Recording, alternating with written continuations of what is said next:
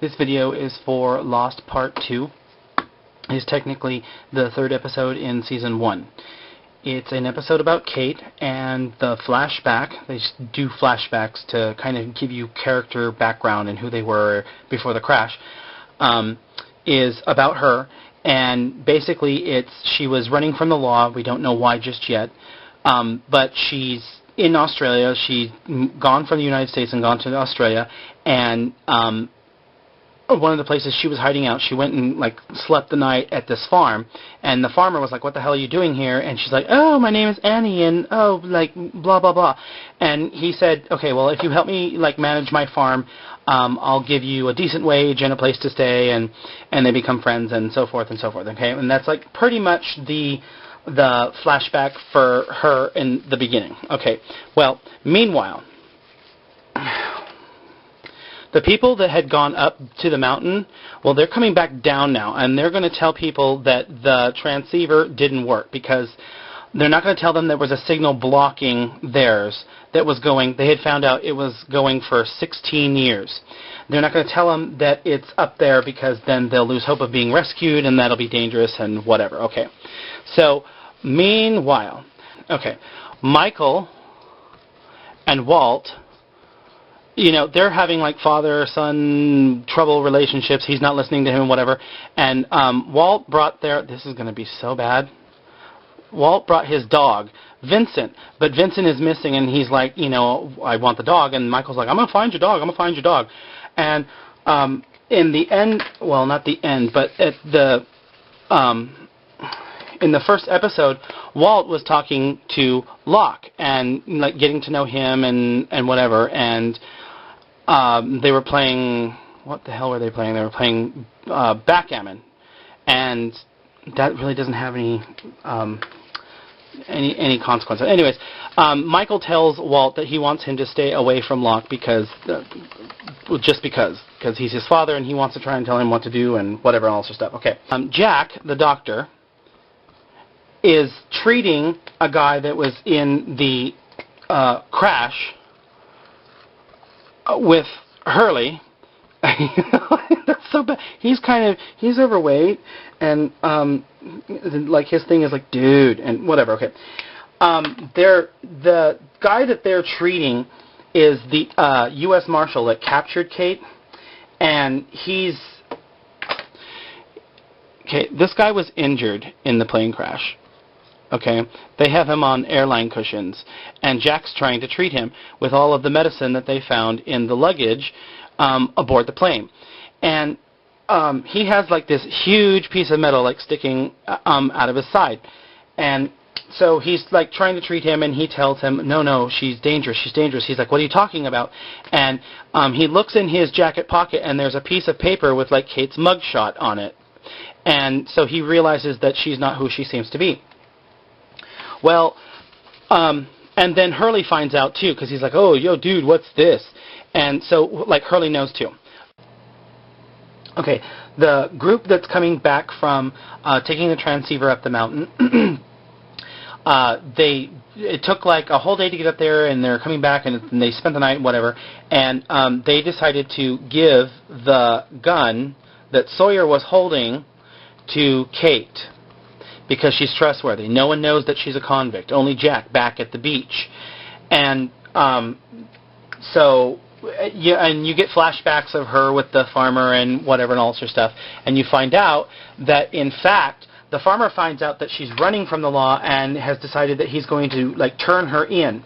And this is how you find out that Kate gets captured. Is they're driving along in his little oh God.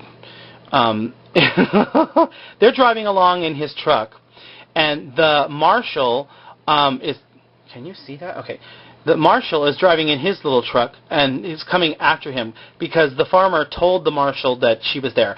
And so there's this big thing where he's trying to catch up to them, and Kate grabs the wheel and causes their truck to crash. She's okay. The farmer is hurt. She pulls him out of the burning wreckage and pulls him to the side of the road.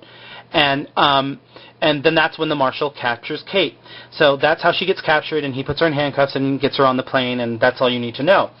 about the fact that that's how she got captured and how whatever. Okay, well, so anyways, the marshal is the one that's the guy that Jack is treating back at camp, and Kate wants to know like how he's doing and whatever, and Jack's like, well, he's not doing good, he's bleeding and he's got this gross piece of metal in him. And so he knows that she's a criminal, but she's not telling him, so they're kind of like lying to each other. He I guess is waiting for her to come clean. And okay, Hurley is like talking to Kate. She's like, "Oh, we haven't been introduced." And he's like, "Yeah, whatever, dude, whatever, blah." Okay, and she like turns around and he sees that she's got the gun like in the back of her pants, like back here and whatever. That's really bad. And so he's like all like freaked out because he's afraid that she's just going to go on like a killing rampage and whatever. But we saw in the flashback that because Kate pulled the farmer out of the burning wreck, that she's actually not, maybe, at least at this point we don't know, but maybe not such a bad guy after all. Sawyer tells Kate, I'm sorry I'm using orange for her too, tells Kate, like, you got the gun, and you should probably go kill that man because he's, like, suffering and whatever, and I'm just going to go over here and smoke. And so, she's like, I can't believe, well, what? No, she didn't say anything. Meanwhile, the guy is, like, dying, okay?